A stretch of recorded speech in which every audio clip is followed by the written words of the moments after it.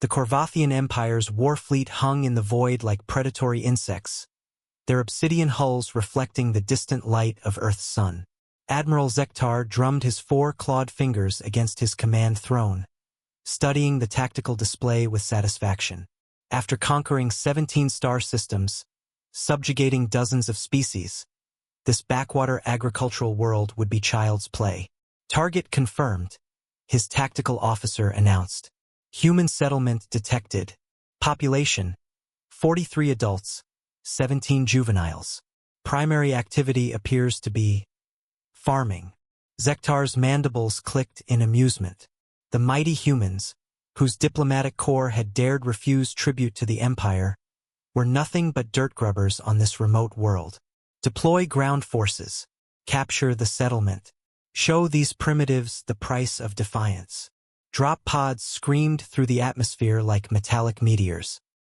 300 of the Empire's finest warriors, clad in powered armor and wielding plasma weapons that had burned worlds to ash, landed in perfect formation around the Johnson family farm.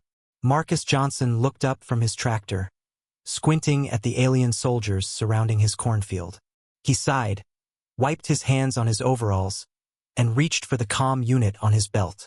"Martha, we got visitors, the unfriendly kind." "Again?" His wife's voice crackled back. "Third time this season. I'll get the kids to the shelter." "You want me to wake Grandpa?" "Nah, let him sleep. I got this." Commander Vextor advanced, his translator broadcasting his words across the field. "Surrender, human. You are now subjects of the Corvathian Empire. Resist and—" Marcus held up a hand. Yeah. Kneel or die. Glory to your emperor. We're insects before your might. Heard it all before."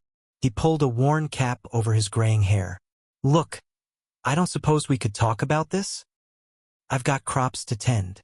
The sheer audacity stunned Vextor momentarily. No species had ever responded to Corvathian might with boredom. "Silence. You dare mock the empire that has conquered 17 systems, dozens of species, warriors of unmatched prowess," Marcus finished. "Your translator's stuck on repeat, buddy." He glanced at his watch. "Tell you what, you've got 5 minutes to leave before this becomes a whole thing." Laughter rippled through the Corvathian ranks. Vextor raised his plasma rifle. "Foolish human, your arrogance will be your epitaph." Marcus shrugged and pressed a button on his tractor's console. The cornfield erupted. What the Corvathians had dismissed as primitive farming equipment revealed its true nature. Irrigation systems reconfigured into point defense lasers. Harvest drones transformed into combat units. The very soil beneath their feet began to churn as underground defense systems activated. But it was the scarecrows that truly broke them. Each wooden figure wasn't filled with straw, but with military-grade nanobots that swarmed out in glittering clouds, disassembling Corvathian armor at the molecular level. The Empire's warriors, who had burned cities and shattered armies, found themselves fleeing from animated farm decorations. "Impossible!" Vextor screamed as his squad's weapons simply ceased to exist, devoured by microscopic machines. "You're farmers. Primitives." Marcus climbed down from his tractor, now revealed as a heavily shielded command unit. "We are farmers. We're also human veterans who decided to retire somewhere quiet."